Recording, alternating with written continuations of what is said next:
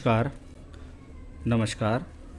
आज के इस वीडियो में हम आपसे बात करेंगे कि आने वाले 17 जनवरी 2023 को शनि देव का राशि परिवर्तन होने वाला है और शनि देव के राशि परिवर्तन होते ही मीन राशि के जातकों पर हो जाएगी शनि की साढ़े साती शुरू।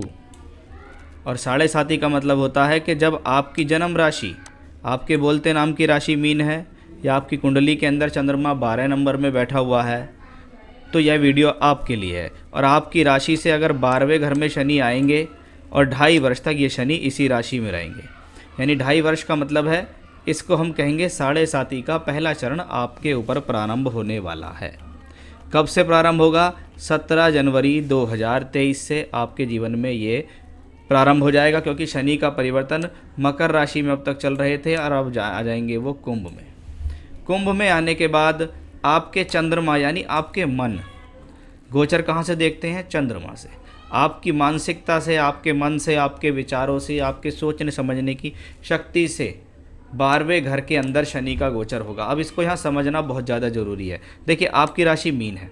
मीन राशि एक जल तत्व राशि है। मीन मतलब मछली। ऐसे लोग जिनके स्वभाव में बहुत नम्रता है, बहुत गहराई है, क्योंकि मीन माने मछली। और मछली कहाँ रहती है? मछली रहती है जल के अंदर, पानी के अंदर रहती है मछली। यानी ऐसे लोगों के स्वभाव के अंदर नम्रता भी है, चंचलता भी है, छोटी छोटी बातों पर रूठ भी जाते हैं, इनको मनाना थोड़ा मुश्किल हो जाता है।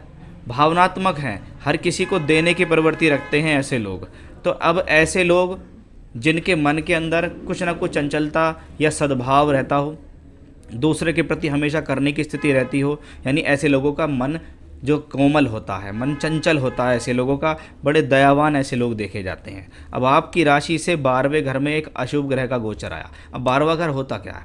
सबसे पहले 12वां घर निद्रा के लिए जा जाता है कि हम पूरे दिन काम करके इन सब स्थितियों से गुजरते हुए यहाँ जाकर सो जाते हैं, इसलिए 12वें घर को बेडरूम कहा गया है। यानी जब शनि की साढ़े साती का पहला चरण आप पर शुरू होगा तो कहीं ना कहीं अनिद्रा की शिकायत आपको महसूस होगी।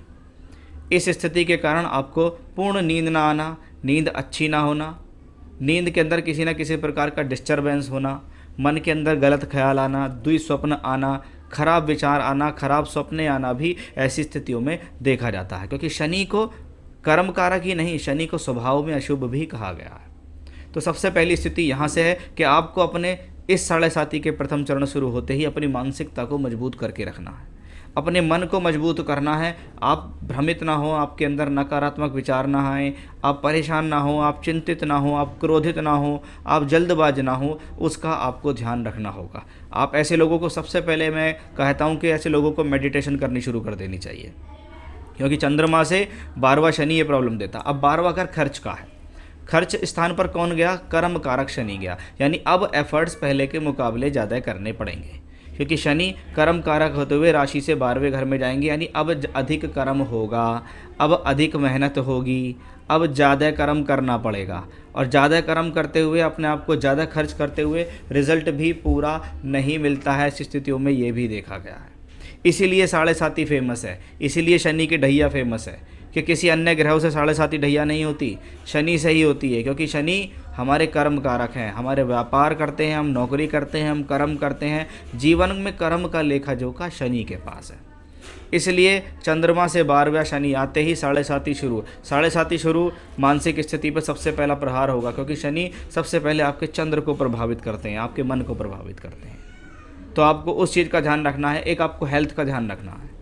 ये स्वास्थ्य के लिए थोड़ा सा ज़्यादा अच्छा नहीं माना जाता। अपने कर्म के प्रति डिसीजंस का ध्यान रखना है कि मैं काम करने से पहले क्या करने जा रहा हूँ, क्या नहीं करूँ, मुझे ये काम करना चाहिए, नहीं करना चाहिए, इसका क्या परिणाम होगा, कहीं ऐसा तो नहीं है मेरे द्वारा किया गया कर्म व्यर्थ ही हो जाए, बिना वजह ही मैं मेहनत कर दूँ, उसका भी ध्यान रखना चाहिए। अब लाभ का मालिक भी है शनि, और 12वें घर में साढ़े साती का पहला चरण शुरू भी हुआ।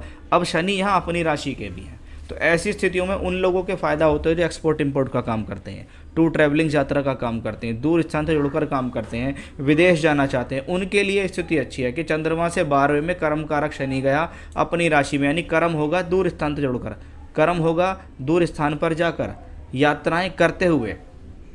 तो उस लिहाज से शनि की स्थिति अच्छी है। अब शनि की तीसरी दृष्टि धन भाव पे आती है। भैया धन संचय पर ध्यान देना। ऐसी स्थिति में जितना कमाओगे उतना चला जाएगा, क्योंकि शनि व्यय स्थान में है। तो धन के संचय के आगमन भी जोड़ना शुरू करो कि मेरे जीवन में जितना पैसा मैं कमाता हूँ उतना मुझे हर महीने कुछ ना कुछ जोड़ना ज़रूरी है। नहीं तो ऐसा होगा कि 2.5 साल के अंदर आप इस 7.5 के पहले चरण में जितना कमाएंगे उतना गंवा देंगे, और अंततः आप सोचेंगे मेरे पास जितना कमाया था मेरा सब चला गया। उसका ध्यान रखें, परिवार को जोड़ के रखें, ऐसी भाषा शैली का प्रयोग ना करें जिसके कारण परिवार के लोगों से आपके संबंध खराब हों। बहुत ज़्यादा ध्यान रखें अपने स्वास्थ्य का, क्योंकि छठे घर पर इसकी दृष्टि पड़ती है। छठा घर रोग ऋण रिपू का। बहुत ज़्यादा ज़रूरत हो तो ही लोन लें, अन्यथा लोन ना लें। किसी प्रकार के झगड़े झंझट में ना पड़ें, व्यर्थ की उलझनों से दूर रहें, नहीं तो आपको कोर्ट कचहरी का सामना भी करना पड़ सकता है। इसलिए अपने काम से काम रखें तो आपके लिए अच्छा रहेगा। शनि की दशम दृष्टि आती है आपके भाग्य स्थान में। भाग्य स्थान बनाने के लिए मेहनत, तो वहीं भाग्य बनाने के लिए दूर स्थान से जुड़कर काम करना भी ऐसी ही स्थितियों में आता है। धार्मिक यात्रा करना, ईश्वर के प्रति आपकी भक्ति भाव बढ़ना भी ऐसी स्थितियों में देखा जाता है। आपको मेडिटेशन करना चाहिए। ऐसे लोगों को रोजाना बृहस्पति का बीज मंत्र ओम ब्रह्म बृहस्पति नमः करना चाहिए, हनुमान चालीसा का पाठ करना चाहिए, रुद्राभिषेक कराना चाहिए या करना चाहिए। उनसे आपको बहुत लाभ मिलेगा। नमस्कार।